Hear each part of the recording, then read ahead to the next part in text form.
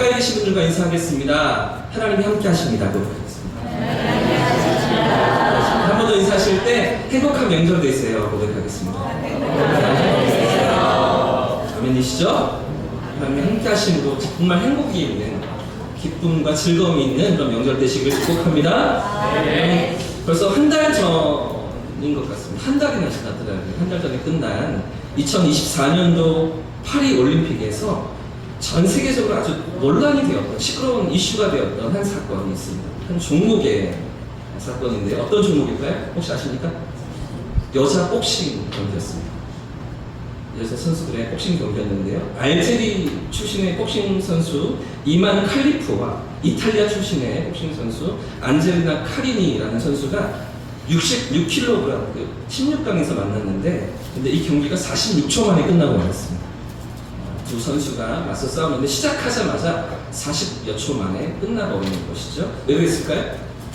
이 빨간 옷을 입은 알제리 출신의 선수가 너무 강했기 때문입니다. 주먹이 너무 매운 거야. 그러니까 46초 동안 두 방을 맞았습니다. 얼굴을 정면으로 두 대를 맞았는데 이탈리아 선수가 손을 들었습니다. 못하겠다고. 기권으로 경기가 끝나버리고 말았는데요. 그런데 이 경기가 전 세계적인 이슈가 되었던 이유는 승리를 거둔 알제리 선수가 XY 염색체, 그러니까 남성의 염색체를 보유하고 있는 것이죠. 또 남성 호르몬이 과도하게 분비되는데 테스토스테론 발음이 어렵죠? 테스토스테론 수치도 아주 높은 선수였다는 겁니다. 그럼 원래 이 알제리 선수가, 빨간 유니폼의 선수가 남성에서 여성으로 성전환 수술을 했느냐? 그건 아니에요. 태어날 때부터 신체적으로 여성으로 태어났는데, 그런데 유전적인 문제로 여성의 염색체와 남성의 염색체가 같이 가지고 있는 이런 사람이었던 것이죠. 그리고 남성 호르몬도 과도하게 분비되는 그런 상황 가운데 이 선수가 있었다는 것입니다. 여러분, 이런 선수 올림픽에 출전해도 됩니까? 안 됩니까? 경기를 하면 될까요? 안 될까요? 이게 아주 첨예한 논란이었습니다. 불과 1년 전, 올해 말고 작년에 있었던 여자 복싱 세계 선수권 대회에서는 실격 처리를 했습니다. 참가를 못하게 막았습니다. 남성 호르몬이 과도하게 분비되기 때문에 다른 여자 선수들보다 과도하게 이 체급의 우위에 있다고 판단하면서, 힘이 더 세다고 판단하면서 이 선수를 참가시키지 않았던 것인데, 그런데 이번 파리 올림픽에서는 이 선수를 받아주었습니다. 이 선수의 여권에 여성이라고 명시되어 있기 때문에 여자 종목에 참가할 수 있다고 IOC가 허락해 주었던 것이죠. 그리고 결국 결과가 어떻게 되었을까요? 이 알제리 선수가 금메달을 땄습니다. 당연한 결과였겠죠. 이 논쟁과 관련된 영상이 하나가 있는데 잠시 보고서 말씀을 이어가겠습니다. 네, 영상을 잠깐 보겠습니다.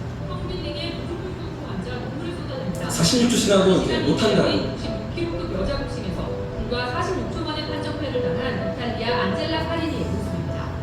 XY 염색체로 출전해 성별 논란이 일었던 알제리의 이만의 헬리프에게 얼굴에 각펀치를 맞고 기권을 선언했습니다. 카리니는 그동안 한 번도 기권한 적이 없었는데 이번은 달랐다고 말했습니다. Ho iniziato a sentire un dolore forte al naso, ma non è da me a rendermi, è proprio perché non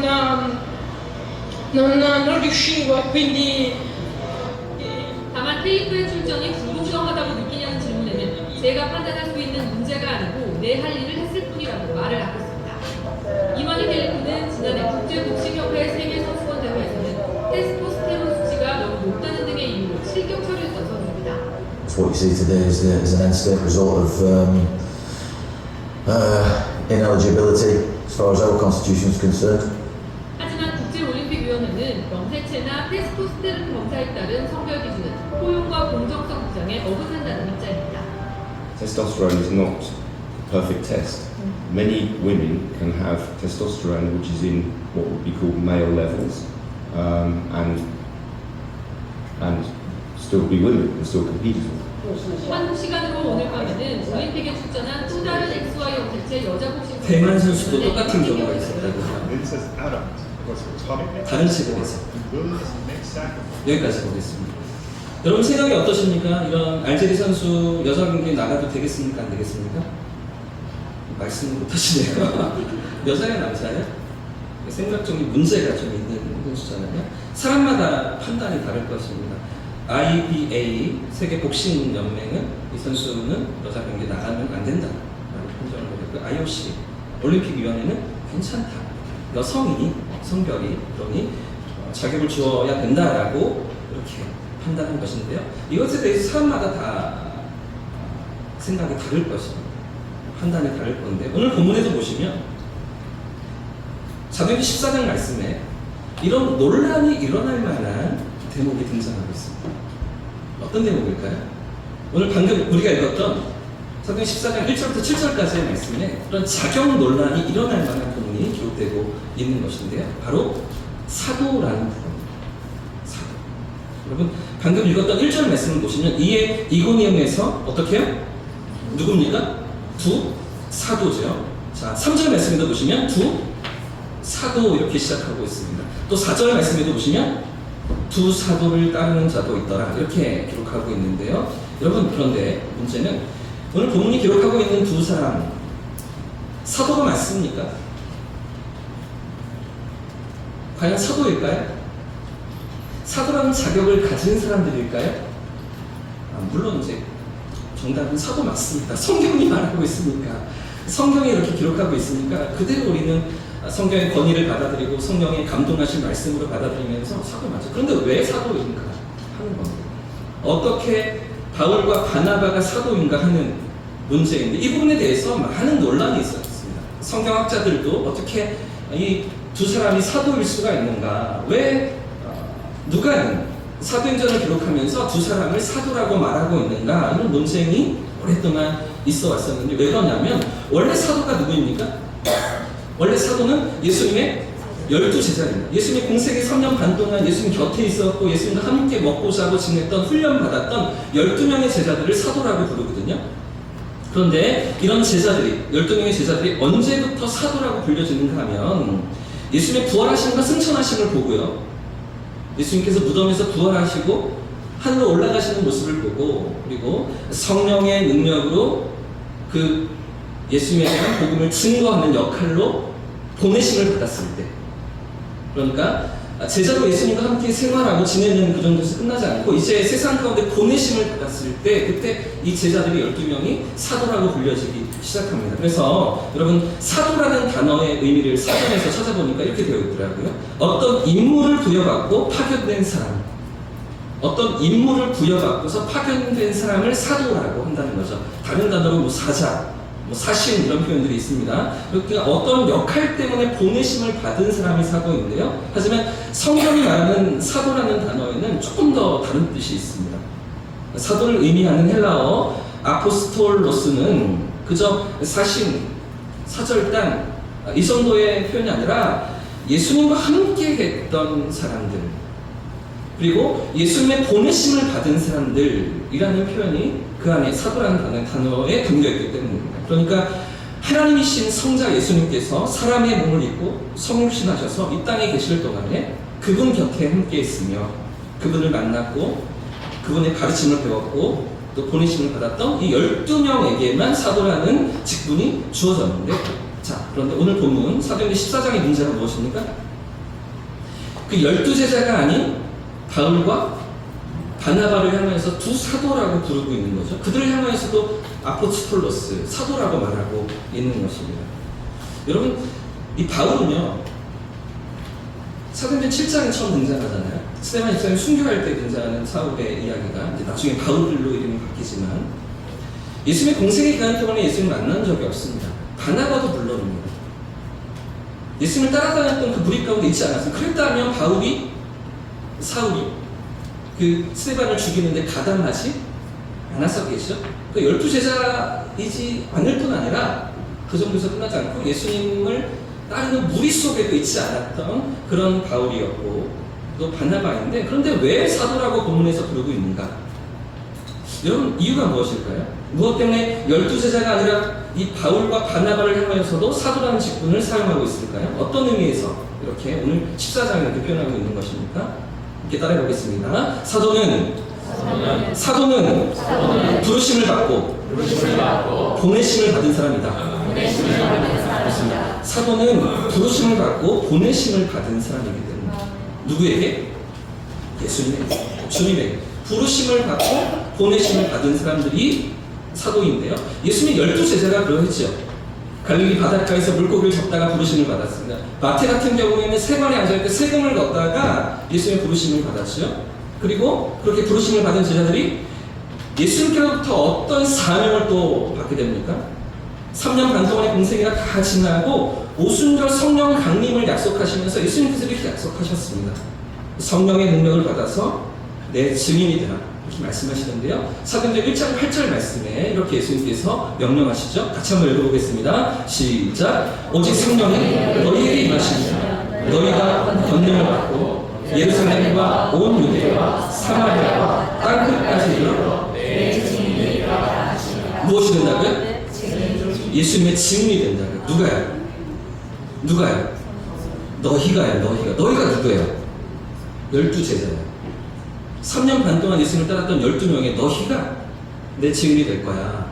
이렇게 예수님께서 약속하시고 명령하시며 그들을 보내시는데 땅끝까지 이 복음의 증인된 사명을 그들에게 부탁하시는 것 아니겠습니까? 자, 예수님께서 12명을 부르시고 보내셨던 거죠. 그러니까 사도는 부르심을 받고 보내심을 받았던 사람들인 거죠. 자, 그런데 여러분, 우리가 계속해서 사도행전을 살피다 보니까 이런 12제자만 아니라 또 누가 이런 부르심과 보내심을 경험했습니까?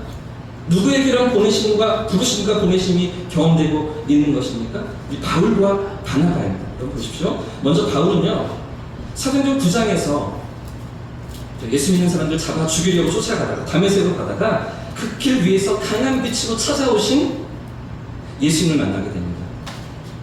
그죠?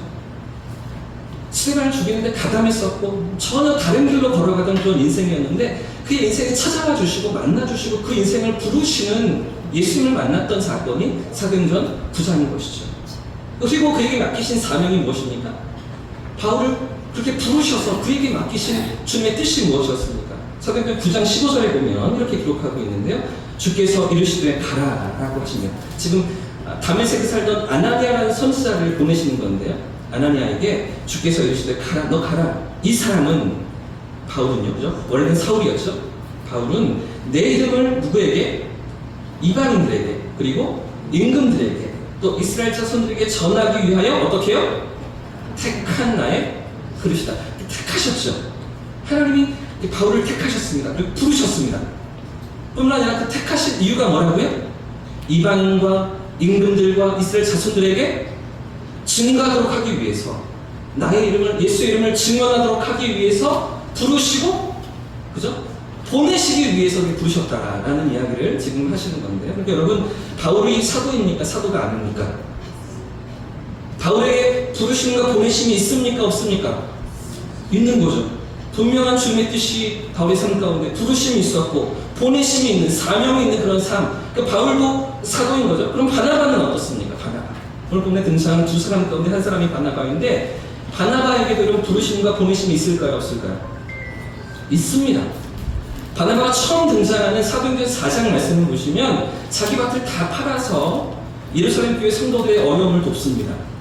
지체대의 아픔과 고통과 힘든 것들을 같이 나누면서 자기 삶을 열어 섬기는 모습으로부터 이 바나바의 이야기가 출발하고 시작되는데 여러분, 어떻게 이런 헌신이 가능하죠? 어떻게 바나바의 이런 믿음이 가능합니까? 그가 예수님을 만났기 때문이죠. 그가 예수님의 부르심을 경험했기 때문입니다. 그런 은혜를 간직하고서 자기 삶을 열어서 내어주며 섬기며 헌신하는 그런 삶이 바나바에게 가능했던 건 아니겠습니까? 예수님의 부르심을 경험한 신실한 믿음의 사람이었기 때문에 권위자라는 이름, 별명을 사도들로부터, 성도들로부터 받았던 건면하고 위로하는 사람이라는 그런 삶의 모습이 이 바나바에게 있었던 것인데요. 부르심을 받았기 때문입니다. 그럼 바나바의 보내심은 어디에 있습니까? 바나바의 보내심. 이것도 사도행전 말씀이 있습니다. 사도행전 13장 2절과 3절 말씀을 보시면 같이 한번 읽어보겠습니다. 시작. 주를 숨겨 금식할 때 성령이 이르시되 내가 불러 시키는 일을 위하여 바나바와 사울을 따로 쓰리라 하시니 이에 금식하며 기도하고 두 사람에게 문수하여 옵니다. 여러분 지금 바나바와 사울이 누구의 보내심을 받았습니까? 누가 이들을 보내고 계십니까? 성령께서 보내신 거예요. 지금 1차 전도 여행이 안디옥 교회로부터 출발하고 있는 거예요. 이제 드디어 복음이 땅끝을 향해 나아가는 1차 전도 여행이 시작되고 2차와 3차와 4차로 계속해서 연결되어서 나아가는데, 그런데 이들을 보내신 분이 누구십니까? 성령 하나님이시죠. 성령 하나님의 보내심을 받아서 섬기던 안디옥 교회를 떠나고, 그죠? 바나바와 바울은 이 안디옥 교회의 목회자였습니다. 사역자들이었습니다.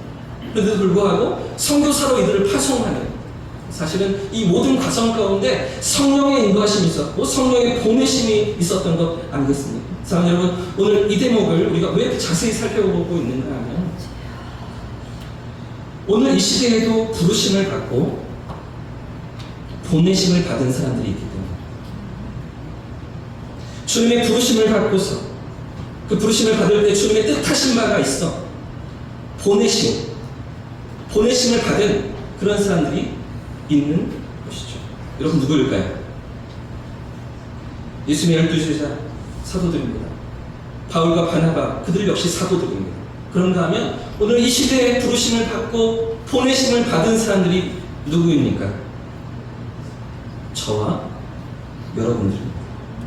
세상 속에서 부르심을 받았을 뿐 아니라 다시 세상 속으로 보내심을 받은 존재들이 바로 저와 여러분들이라는 것이죠.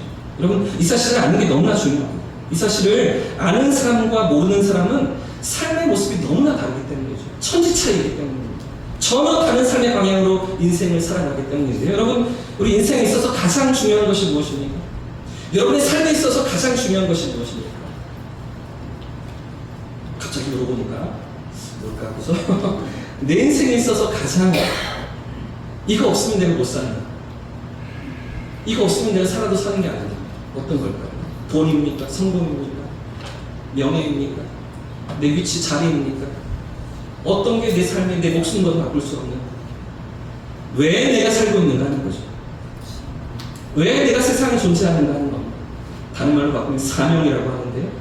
여러분, 오늘 살아가는 이유가 있어야 사는 거잖아요. 그게 없으니까 사람들이 세상에서 얘기하는 돈이어야 될 것 같고, 넓은 집이어야 될 것 같고, 성공이어야 될 것 같고, 남들보다 조금 더 나은 것이어야 될 것 같은, 거기에 목을 매면서 거기를 바라보면서 달려가는, 사실은 왜 내가 살아가는가? 왜 내가 오늘을 숨쉬고 있는가? 이 땅에 보내시면서 나를 향해서 하나님 계획하신 것이 무엇인가? 다른 말로 바꾸면 내가 누구인가 하는 거예요. 나의 정체성을 알아야 하는 거죠. 네가 네 인생에 있어서 가장 중요한 것. 그래서 내가 어떻게 살아야 하는지, 이것이 굉장히 중요한데, 여러분 오늘 이 자리에 왜 계십니까? 오늘 이렇게 명절이 시작되는 연휴이기도 하고 이제 조금씩 가을 분위기가 나는 것 같아요. 이제서야 날씨도 선선해지고 나들이 하기도 좋고, 얼마든지 이 연휴 시작하는 날에 갈 수 있는 곳들이 많이 있는데 왜 이 시간 이 자리에 여러분 앉아 계십니까? 우리를 부르신 분이 계시기 때문이죠. 할렐루야. 우리를 이 자리로 부르시고 하나님 백성으로 부르신 분이 계시기 때문입니다. 나를 부르시고 나를 찾아오신 하나님이 계시기 때문인데요. 하지만 예수를 믿고 우리가 예수를 믿고 신앙생활을 하면서도 많은 성도들이 많은 경우에 놓치는 또 하나의 중요한 사실이 있습니다. 예수를 믿는다 할 때 내가 부르심을 배웠다, 내가 하나님의 백성이 되었다는 사실은 너무나 잘 알고 있어요. 하지만 놓치는 또 하나가 무엇입니까? 보내셨다는 사실이에요. 세상 가운데를 보내시고 우리를 통하여서 뭔가 뜻하신 바가 있어서 나에게 맡기신 사명이 있다는 것인데, 이 사실을 놓치고 살아갈 때가 너무나 많은 것이죠. 사랑하는 여러분, 우리는 세상으로부터 부름받은 하나님의 백성인 줄 믿습니다. 그런가 하면 세상 가운데 보내셔서 우리를 통하여서 하나님이 꿈꾸시고 하나님 기대하시는 큰 무언가를 위하여서 우리를 세상으로 보내셨다는 그 사실이 우리에게 주어져 있는 것이죠. 여러분, 예수를 믿고 구원받은 모든 믿음의 백성들, 이 사실을 기억해야 됩니다. 이 사실을 놓치지 말아야 하는데, 한 번 더 따라해 보겠습니다. 세상으로부터 부름받은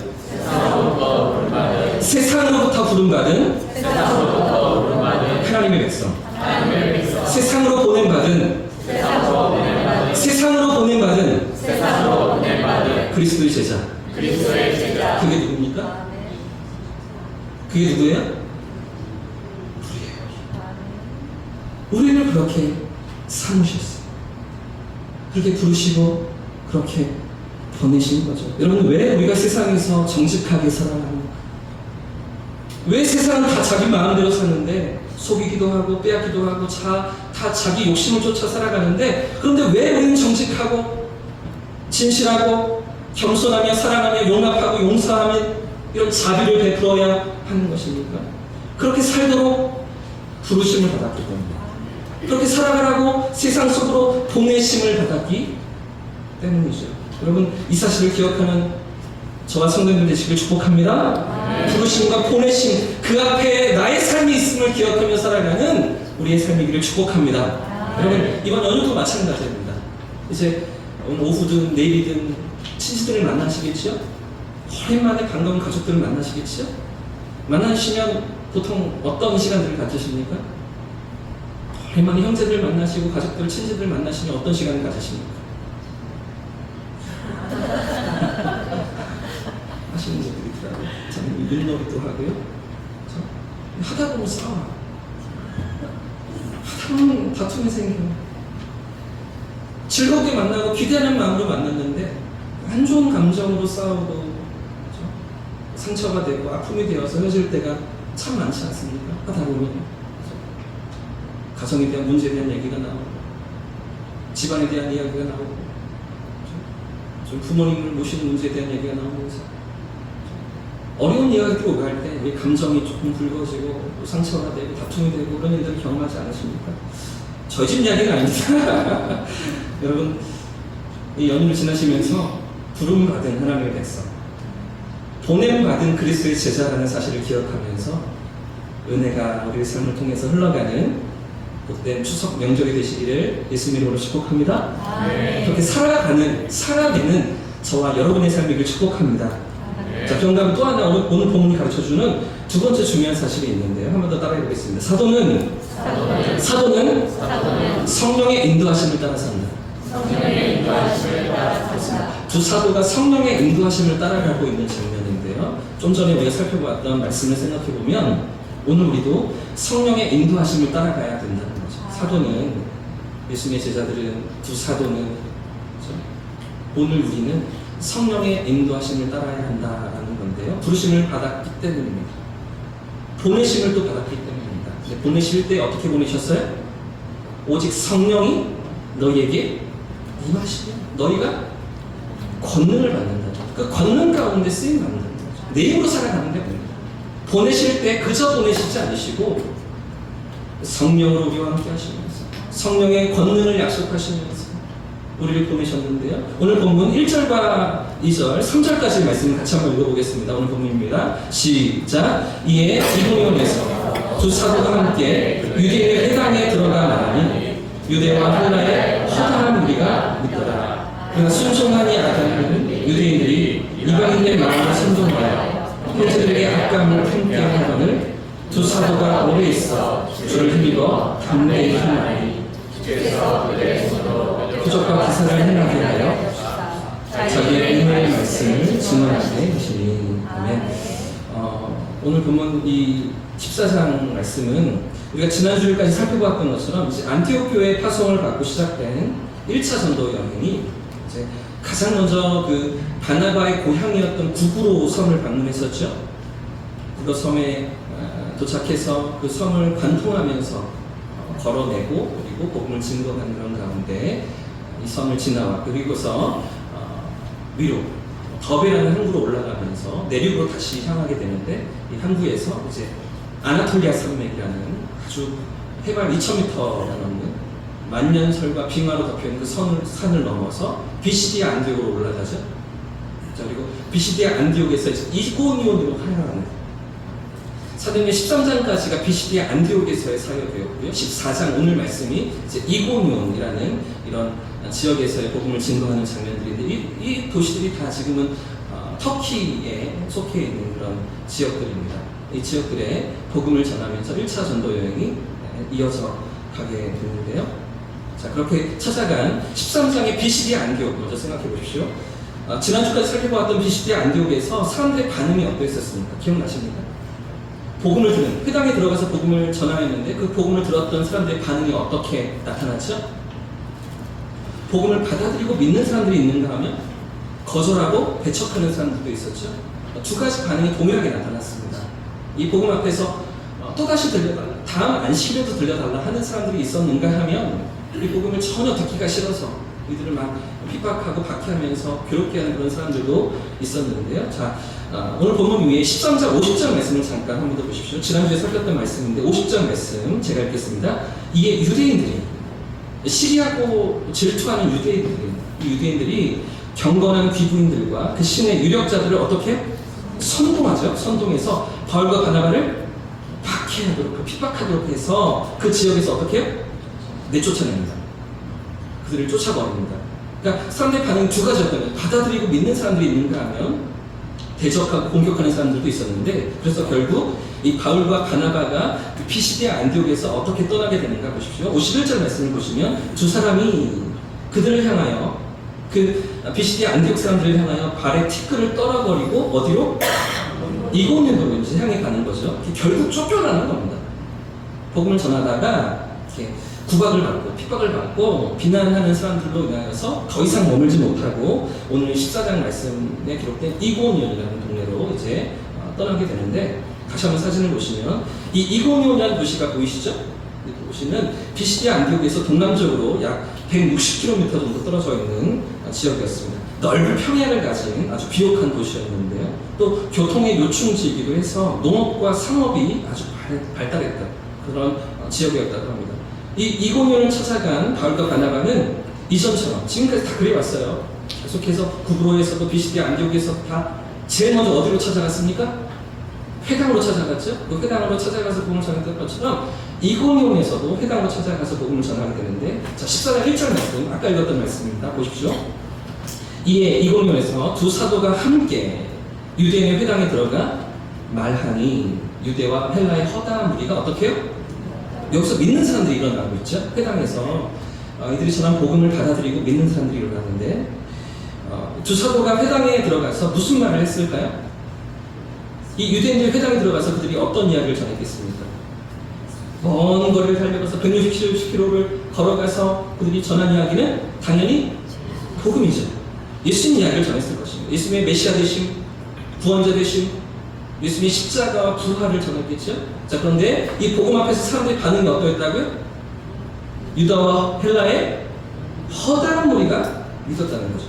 믿는 사람들이 일어났습니다. 그런데 이곳에서도 역시 거절하고 받아들이지 않는 사람들이 일어납니다. 자, 2절 말씀도 보십시오. 그러나, 로 시작하죠. 그러나 순종하지 아니하는 유대인들이, 믿는 사람들이 있는가 하면 믿지 않고 순종하지 않는 유대인들이 이방인들의 마음을 선동합니다. 그리고 형제들에게 이 바울과 바나바에게 전도여행 팀의 악감을 품게 하여서, 그러니까 거의 피시디아 안디옥과 비슷한 상황이 벌어지고 있죠. 앞에서 경험했던 일들과 똑같은 일들이 벌어지고 있는 것입니다. 회당에 찾아갔고요. 회당에 들어가서 복음을 전할 때 믿고 따르는 사람들이 있는가 하면 반대로 대적하고 반대하는 사람들도 있었는데요. 여러분, 중요한 것은, 그런데 이 장면에서 오늘 이 이고니온에서 앞의 모습과 앞에 피시디아 안디옥과 완전히 다른 하나가 있습니다.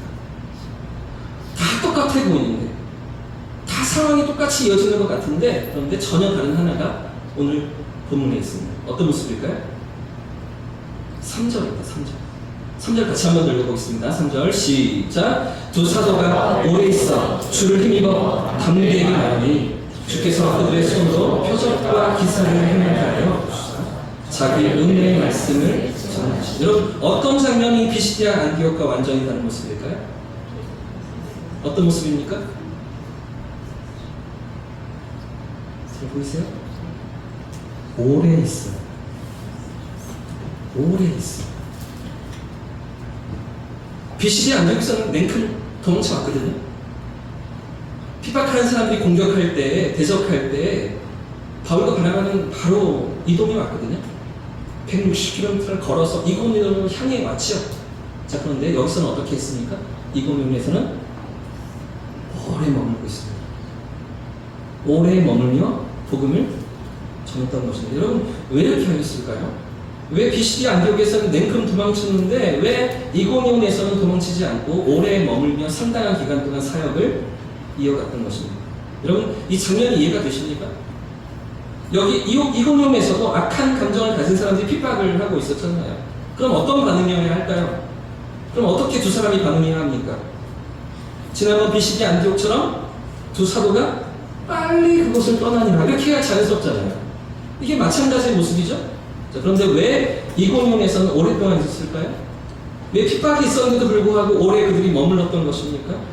성령의 이끄심을 따라갔기 때문입니다. 할렐루야. 눈에 보이는 상황이 아니라 조건이나 형편이 아니라 성령의 인도하심을 따라가는 그들이었기 때문인데 어디서 그것을 알 수 있냐면 3절 말씀을 다시 한번 보세요. 두 사도가 오래 있어 누구를 힘입어요? 주님을 힘입어요. 주님. 여러분 주님을 힘입었다는 것은 다른 말로 하면 주님 안에 있었다는 것입니다. 주님을 의지했다는 것입니다. 또는 주님이 주시는 힘을 덧입어서 그렇게 했다는 것인데요. 결국 무슨 말입니까?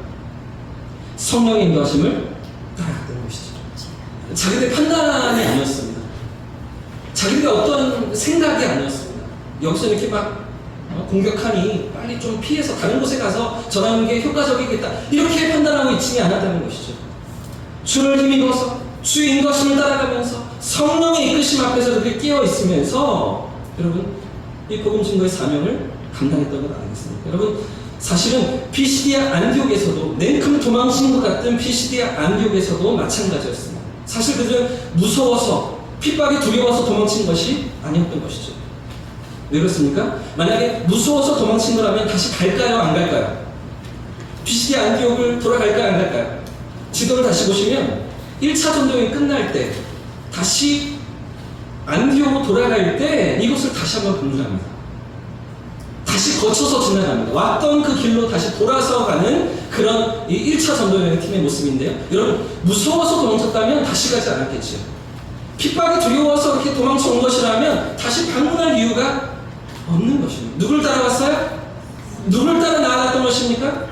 성령의 인도하심 앞에 있는 거죠. 여기는 짧게, 여기는 길게, 여기는 잠깐, 여기는 오랫동안 그렇게 머물렀던 이유는 성령의 인도하심이 그들 가운데 있었기 때문에 그런 것입니다. 여러분 성령 충만이 무엇입니까?